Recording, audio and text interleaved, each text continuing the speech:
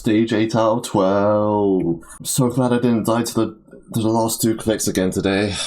13,277. That's a lot. That's genuinely not far from Sonic Wave. That is definitely a new third hardest. Okay, so, oh my god. I'm gonna go make a graph.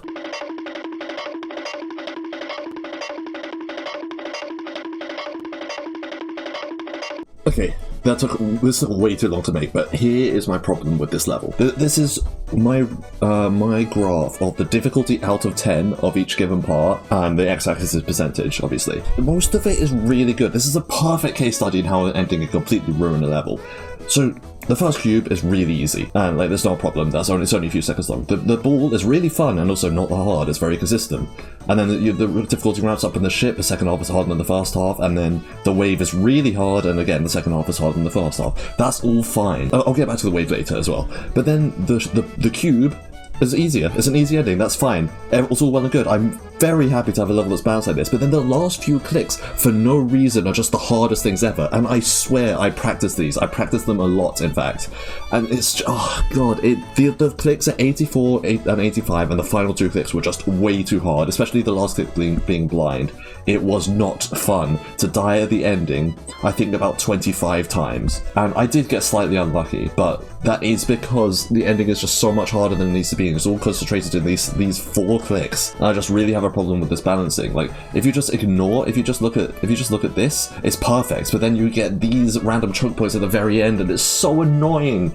And that alone is enough to just completely ruin the level for me, because it doesn't matter how fun and consistent the rest of the level is. If you die, if the ending is unfair, then the rest of it feels pointless. But also, the rest of the level isn't perfect. It's fun. It's good. It has genuinely great music representation for a song that has no right to like have a good level made out of it, if that makes sense. Like, the song was less great than I expected to, but it was not good. But really, like, the wave, I'm just going to show a few clips. Like, this wave and the ship, but to a lesser extent, needed better playtesting.